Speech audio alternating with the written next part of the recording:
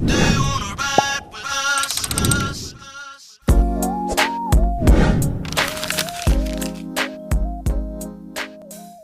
Che whānau, it's right with Tmac here, and I've got one of my brothers here with me, all the way from the Hawke's Bay, come here to the Gold Coast, here with his whānau, and here to do his mahi.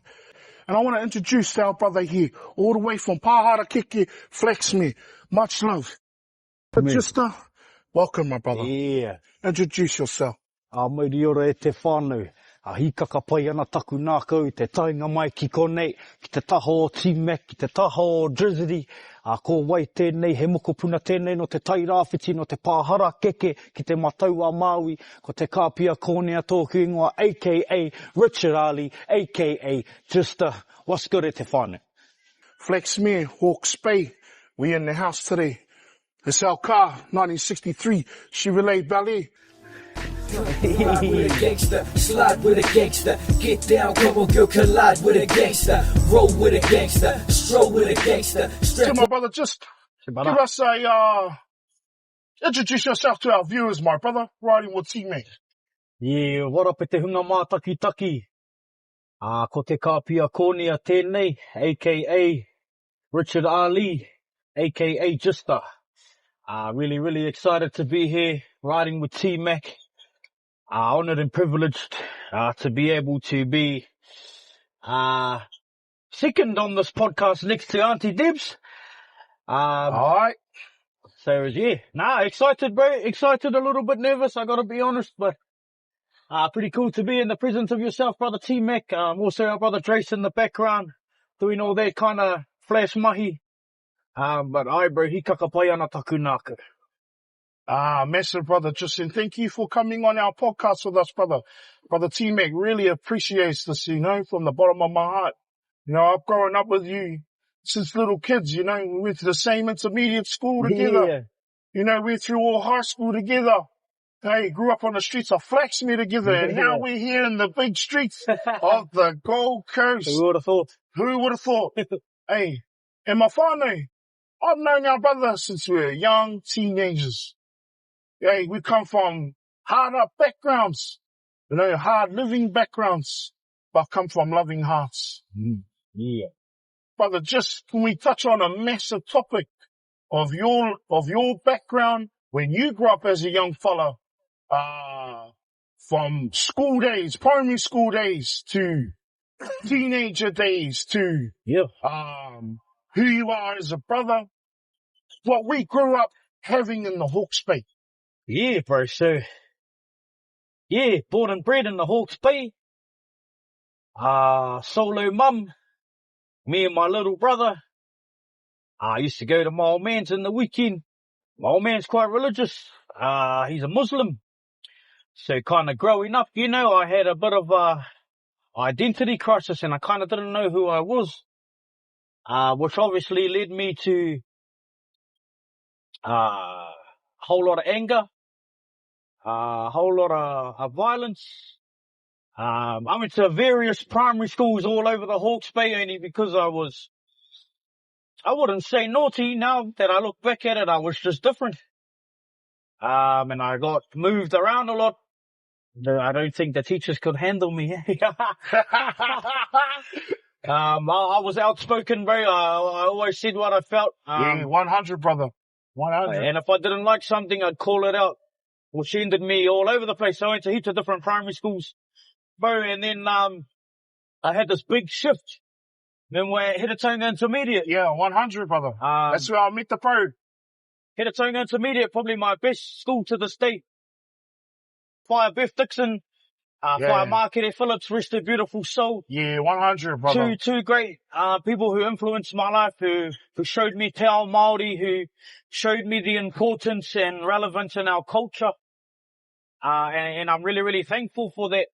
And Fire Dixon, if you can see us right now, hey, look at that. Look at that. Fire, hey, two young Maori boys from your class hitting the podcast together, you know. Buzzy. And brother, just can you elaborate more on those things? Yeah, bro. So intermediate was quite also tricky to navigate for me. in this time, well, we didn't know it then, but we were surrounded by some really, really, how would I describe them? Influential people in a bad way. You know, the gangs started becoming heavy then. Yep. 100, all our friends, or all my friends' dads were mobsters. Yeah, 100. Including the brother, 100. including the brother Tmac. All the people that I kicked it with, their dads were mobsters. So it was kind of, we were going to be the next breed of Mongol mob. Yeah, 100. That path was never distant for me. However, I found excitement. Yep. I found fun in kicking it with the bros and doing mischief shit. And I found a sense of brotherhood. And it's quite funny now that I look back on it. The more fucked up shit I did, the more I was respected and liked. Yeah, nice. The badder the crime, the more love I got back. So it's quite crazy. And intermediate sort of shaped that for me. Our class, I think every single person in our class now, apart from Tmac, is a member of the mob. Yeah, 100, brother. Hey. And straight up funny, what the brother just is saying on me is true, because a lot of our brothers who we grew up with, they are members of the Mongol mob. And brother T-Mac has no judgment on that, because I grew up with them, you know, and I grew up with our brother Jist. And I got a lot of love for our fiddle whānau and the Mongol mob whānau. Brother T-Mac has a lot of respect with them, you know, because they are loving people, like our brother here, being here with us in the Gold Coast, in Brisbane, in Queensland. Brother T-Mac has a lot of love. And, brother, just, what was some of those highlights of your days growing up in that era, through those intermediate days you used to look on, brother? Like, what were some of your highlights there? Oh, bro, I had some of the best times of my life with those people. Bro, I remember, you might not even remember, but doing kapa haka e te whānau. Yeah. If you fellas don't know, we went to, there was a thing called manuariki. Yeah, 100. Back in the day, and there was like a national kapa haka competition. Tmac led us. And Tmac actually won kai tātaki tāne at manuariki. So that, for the people who don't understand Te Ao Maori, Tmac was the best, male leader in the country. Those were some of my highlights. But also, we took that kind of stuff for granted. You know, we did, brother. We did. We took that stuff for granted, all those teachings for granted, because what was highlighted at the time was being mischief, you know. The Mongol mob had a huge influence, and we grabbed it and ran. Yep. What we thought they were doing, yep. To get their attention, we'll do it 10 times meaner. Yep. If the mob was doing ram raids, we'll do 10 ram raids in the night. Yeah. And we'll empty all the bottle stores. If the mob was doing rips, we'll do 10 rips. You know, all we saw was the bad, and in order to be good, we thought you had to be bad. But bro, I have no regrets on that kind of stuff. Yeah, you know, it shaped me to be the man I am today. Yeah, 100. And honestly, finally, me and the brother, we haven't really come from good upbringings, as I said before. Like, but hey, we have a change of shift now as people, as young men, as fathers that are bringing in the bread for our families at home. We have a change of shift where we want to bring stuff from our past to light and share that there is another narrative. Yep. There is another way to do things. Yep. So any of our young whānau out there, all we got to do is put our minds to it. Hey, brother, put our minds to it. What do you think on that, brother? Oh, bro, huge. It's all about perspective and kind of how you choose to spend your energy, eh? But like we spent about 3/4 of my life, spending my energy on something that wasn't real. I tried to chase a respect, which ended up creating a false version of myself. I built a character, like in a game, and everyone only knew the character. They didn't know who was really behind it, or they didn't know who I was. So in amongst all of that, identity shift, I just think to the young fellas, you know, your true power is actually just being you. Massive. Being you is okay. Being you is cool. Yeah. Me, my brother, just I want to go back a little bit more, brother. Back to the days when you were rolling around with the '06 official, brother. Can you elaborate on those days, my brother? Because brother Tmac loved your fellas' music, Yeah. you know, and big shout outs to brother Teasy, big shout outs to Ballistic, big shout outs to Robsco, big shout outs to, KP, big shout outs to, Yeah. who else was in there, my brother? Brother Shady One, brother Chick One, Q-Mac, Zone Beats, T-Penny. Bro, there was so much people doing it at the time. Bro, big shout outs to all the our bros from back home, the '06 music. And thank you very, very much for allowing Tmac to voice your fellas' music to the world from the heart, you know? Yeah, Brother, bro, that was an interesting time in my life, brother. Bro, I was in the boys' home. Yep. I was in a boys' home, bro, and then we had the opportunity in the boys' home to do some some programs like carving. We did a bit of carving with Tom Coromandel. He's passed away now. We did a bit of screen printing, and we also did a bit of music. And our music teacher at the time was KP. But before KP, it was DJ Ren, and DJ Ren had started 502 Records Modified. DJ Ren was like Dr. Dre. you know, this whānau, touching on the subject of the '06 official music, I know when I was growing up, with the brothers, I think I was around about 18, 19 when their music started hitting Flavor FM and whatnot. You know, they were the hit of our town back then. A lot of people knew all over New Zealand who they were, you know, and they were a thing, you know, and, that Do You Want to Ride with the song took the Hawke's Bay music pretty much to the world, bro? Took it to the world. I mean, the pros entered the competition and they won, and then they had the opportunity to go up to Auckland, and video clip came from that, some radio airplay came from that, and you know, looking back on it now, bro, it was a cool time. We can touch more on that too, though, finally, with our brother Teasy. Shout out to our brother Teasy, who's going to be coming on the podcast with Ride with Tmac. Much love. Cheer, brother. We just want to talk to you about that topic we were relaying on, brother, inside our car. The topic about the inspirational for our rangatahi, bro. What do you, elaborate more on that, brother, you know? Yeah. Elaborate more on that. I think, bro, when it comes to rangatahi, and the reason I'm so passionate about it is because when we were rangatahi, no one showed us anything. So everything we did was an experiment of what we thought was happening. 100. Cause you know, there was no social media back then, so it was, those fellas down there doing this and those fellas down there, we didn't know if it was a lie or not, but whatever was happening, we did it 10 times meaner, or we did it 10 times worse. Yep. And that's how we learned. There was no one who gave us a blueprint.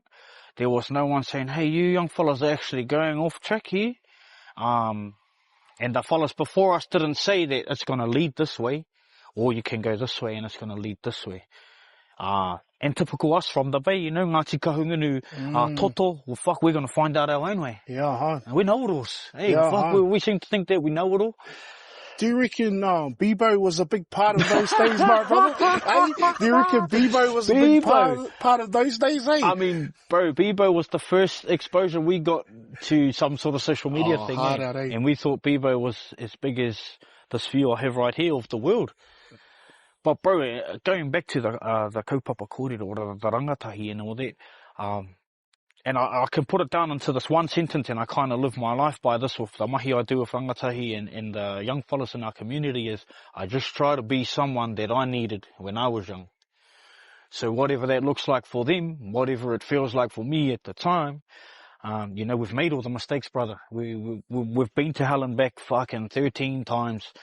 We've done the jail, we've done all the wrong decisions, and now finally at a turning point in life where those wrong decisions are now guided and used as empowerment or strength into doing the right thing. Yeah, 100. It shaped us as young men and fathers of today, brother? Yeah, hard. To be those, recapping back on the topic of providing for our families, being that father figure for our children, bringing that bread-winning income to bring into our whares. And those are massive topics, you know. Those are massive tools that we've had as young men, obviously coming from bad upbringings, bad choices in lives, to now trying to change that narrative that, man, you can be a gangster too, but you can be a smart one at it.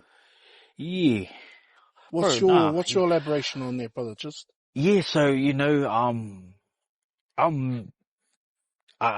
we wrote a song back in the day and it went quite well. And I was known as the gangster in a love song. yeah, 100. But now when I think about it, I'm actually a lover that was doing gangster songs. So it's like, the way that I see things now, gangster to me isn't being violent. Gangster to me isn't doing crime. Gangster to me is, finding who you really are inside of yourself. The true connection with self, to be able to be present in now, because we live our life worrying about what happened before, to try and plan for something that's going to happen in ahead, Yep. that we actually forget about what's going on right now. Yeah. Yeah. 100, brother. And we're saying that, what's your big messages to our rangatahi back home and to the rangatahi here in Oz? What would you give them, brother, to inspire them? Bro, follow. So in order to look forward, we must look back. Our tupuna did it. They fought so much for us. We are their hopes and dreams and aspirations. We have to embody that. 100. I just want to read topic on your upbringing, brother, on your life upbringing as a man you are right now, and a brother to the brotherhood of the Mongol brother. Yeah, so bro, we obviously, like I said earlier, bro, all my friends' dads were mobsters. And I'd go stay around at their houses and, see what their dads were up to, and it was kind of pretty cool. Obviously where we come from, Flaxmere, Hawke's Bay, at the time, there was a couple of local gang pads. One being down Flaxmere and one being in Camberley, also over in Napier too. And those kind of places were really, really attractive to me, bro. Those kind of people I thought were fucking cool, big, bad, scary motherfuckers dressed in leather with boots on. They were fucking huge, they were fucking in shape. They were just bad, and they had V8s, bro. And I remember when I was little, my mum had a party and my two cousins came over, Glenn and DJ, and they were prospects for the Napier mob at the time. Yep. Fucking, they just jumped out this V8, bro, like what you see on One Two Warriors. They jumped out of this V8. They were in all black with big boots on. They were fucking, at the time, what looked like 12 foot tall. And I just thought, fuck, you cunts are cool. I want to be like that. Bro, cut a long story short, I tried most of my teenhood to join the mob. And for whatever reasons, it just wasn't happening. Yep. They wouldn't take me. They wouldn't accept me. And that led to more pain, Yep. I kind of wasn't accepted. You had that whole big identity crisis. Yep. Bro, and then one, I'm not going to name any names or anything. One crew said to me, they kind of just laughed at me. Yep. It told me to piss off pretty much. I ended up going to join another crew, and I went to the hui, and I got kicked out of there too. By a fella who, he's passed away now. Really, really respect that man. Yeah, but I went back, bro, and then I finally got to join. I think this was maybe 07, 08. Yeah, around about 08, maybe 09. I got to join the mob, bro, and I was a prospector. At the time, there was some big wars going on. Bit of shootings and all that, and all my bros that I was joined with, they ended up getting big legs. I think they did 3 or 4 years. Some even did bigger legs. Yeah, wow. And then, and amongst that time, bro, I ended up fucking, proving myself, and got my patch. Yep.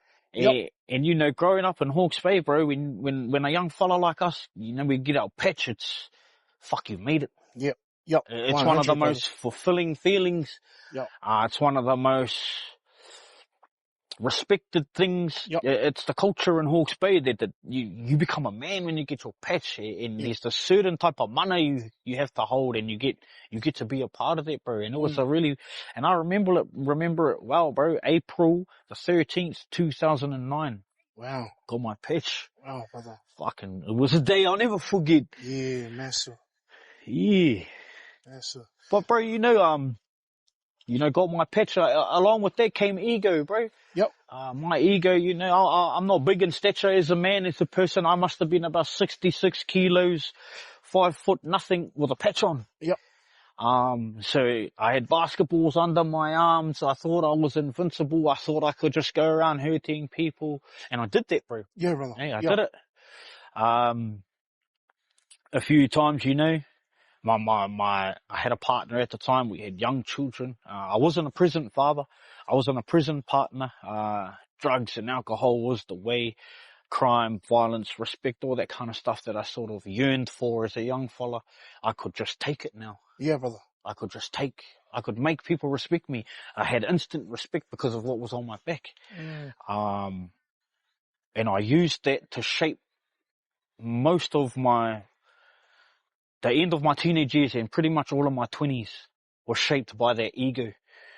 Done a bit of jail, hurt a lot of people, shat on my family, hurt those that love me the most. My parents turned their back on me.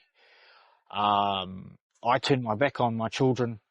Yep. And I was just a bomb waiting to explode, bro. And amongst all that, my little brother took his own life. Yeah, wow. And these were just all traumatizing events that attributed to the character that I was building. Yeah, wow.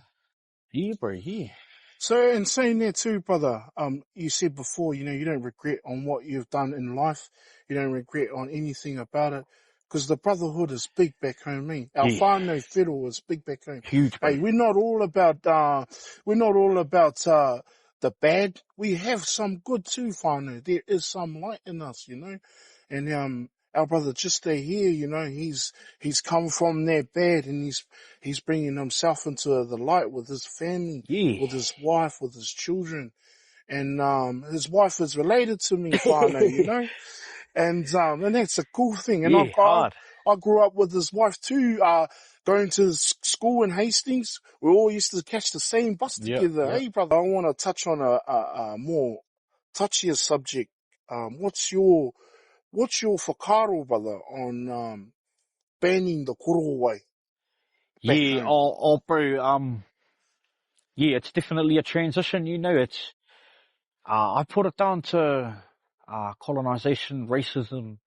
As you know or may not know, our government is quite a racist government. So what our government doing at the moment is erasing everything Maori.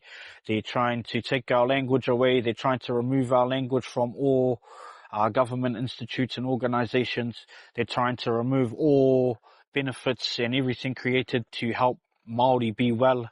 And I think this is just another byproduct of the bigger picture that's happening in Aotearoa. Pretty much trying to erase a culture, bro. Hey, we know we come from, the mob was formed in the 50s, 60s. So now we're on probably the 5th generation. And these kids now, all they've known for 4 generations ahead of them is Mongol mob. Yep. Similar to people who grew up on the marae, all that kind of stuff. However, these fellas, much like yourself, grew up in the mob. Yep. Dad wears his patch every single day. Yeah, harder. Koro wears his patch every single day. Harder. So obviously monkey see, monkey do with the, what I see growing up is sort of what I want to aspire to. When I see my superheroes wear a patch, that's their cape. I want to be like that too. Yeah, 100. And then that, kua tango, the government has just taken it. So it's almost, like back in the days when they took our language, trying to suppress a culture. Yeah, hard. really putting a band-aid on a bigger problem, eh? Because we have a big whānau whittle back home. Huge, brother. Huge. It's not only in the Hawke's Bay, but, you know, from the top of the north all the way to the bottom of the south. Eh? Not just whānau whittle, but gangs in general. We make up most of the population in Aotearoa. Hard.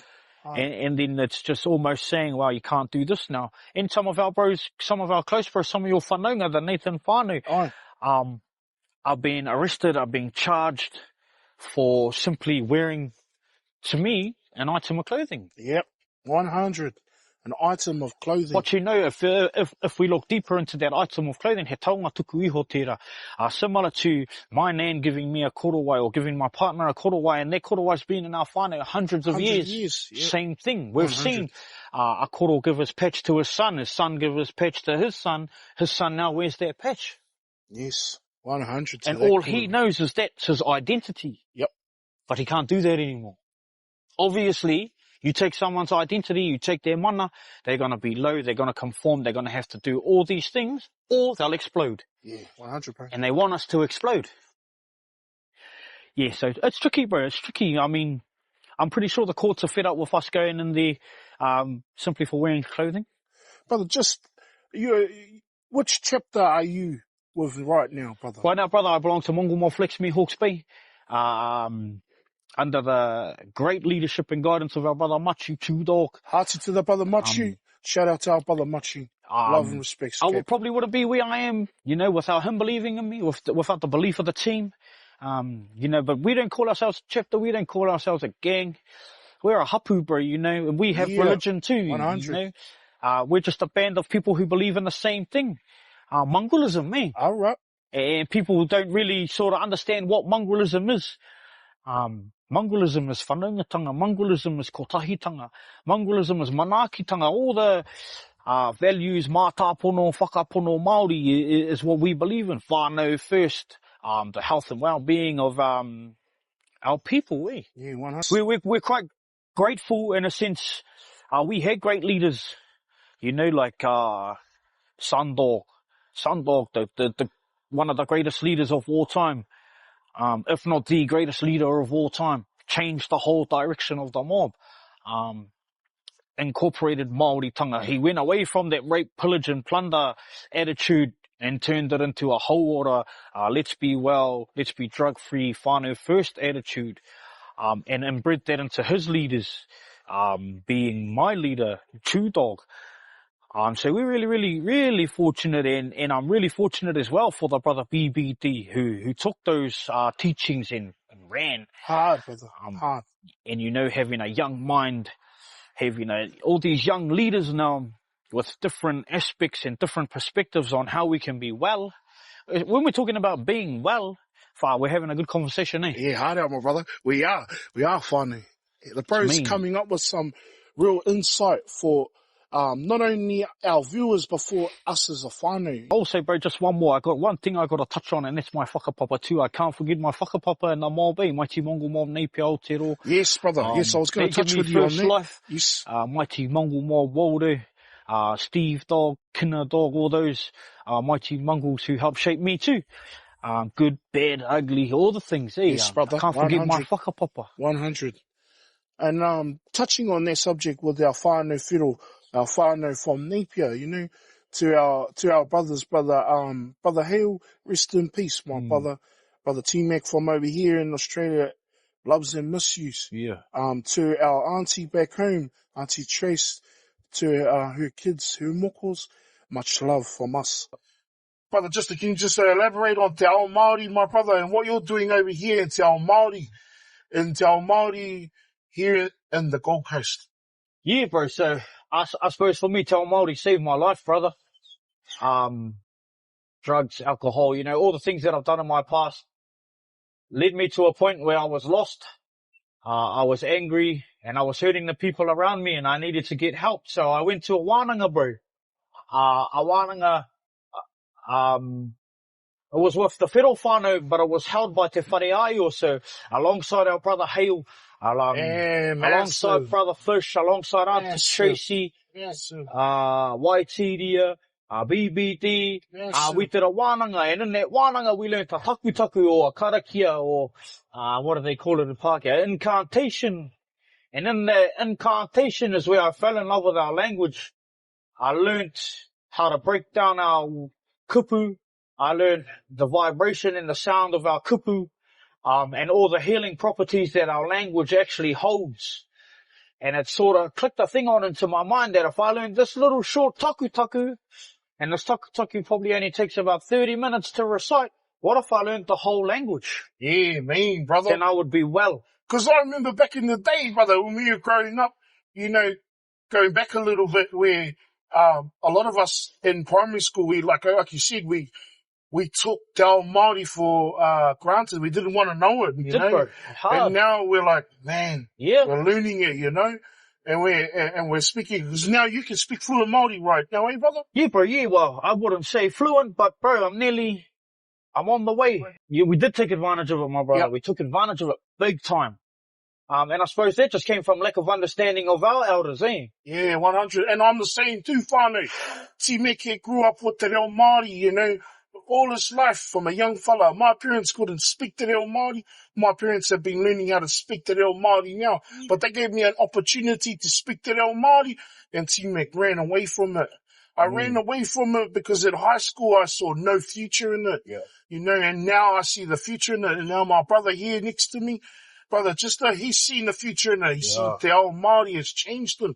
Te Ao Maori has brought you here to the Gold Coast. Is that right, brother? That's completely right, bro. So the same wānanga that changed my life, I now get to be a part of the wānanga as a pou, and I get to hold space to help change other people's lives, bro. Ultimately, it's brought us here to the Gold Coast, to run a wānanga for our Maori people who live in Australia, who don't have, who aren't as fortunate as enough to be home receiving what we get to receive. So, bro, it's brought me across the world. Yeah, massive, brother. Hey, can you just touch on a little bit about Te Whare Aio, brother? Yeah, so, I mean, I probably can't put Te Whare Aio in words. Te Whare Aio to me is a feeling. Te Whare Aio to me is a safe place, where I get to be completely myself. I get to be free, free of everything that held me down. I get to be free of all the trauma that used to once control me. I get to be, my authentic, genuine self. I'm not only in Whare Aio, but in everyday life, brother. Te Whare Aio has given me the tools to live freely. Yeah, massive. And who runs Te Whare Aio, brother? Who's the main man? Te Whare Aio is run by Ngari no Te Wāti, bro. A beautiful man from the Waikato, from Tauranga Moana. This man is, you know, I'll put him right up there with my prezzers. Yeah. He's a beautiful, caring man. You know, not only has he helped me, my wahine has, or my darling has also stepped into the space. My children have stepped into the space. And he's helped us navigate it as well. So, bro, I can't say enough about the man. Chefano, we're going to be riding with Tmac in here. It's a native flavors. Brother Jistar. We're going to go try our Flavaz Kai here in the ring on the Gold Coast. No more. So I'm gonna wear the belt, try and put someone against me. What do you recommend? I recommend the Power Pocket. We'll have some Power Pocket. Cause I'm gonna prevail, the foul mouth clip pumping and it's only begun. We only in the early stages, but we're leaving you stunned. I got my homies by my side, so what more can I say? We'll drink a little more liquor, but remain the same. Until my stomach be on the ground for the ones that ain't alive. Throw my head to the side, a champion as a rhyme. So get close to your system and turn it right up. Feel the bass line and the rhythm all blown up. Mixed in with some licks in my click, we rip it to bits. Feel this with the synth and the mix, the Flavaz music. Can't stop, watch me excel with the fail campaign. I won't stop, it's gonna blow like a fucking grenade. What champion? This is the real homeboy.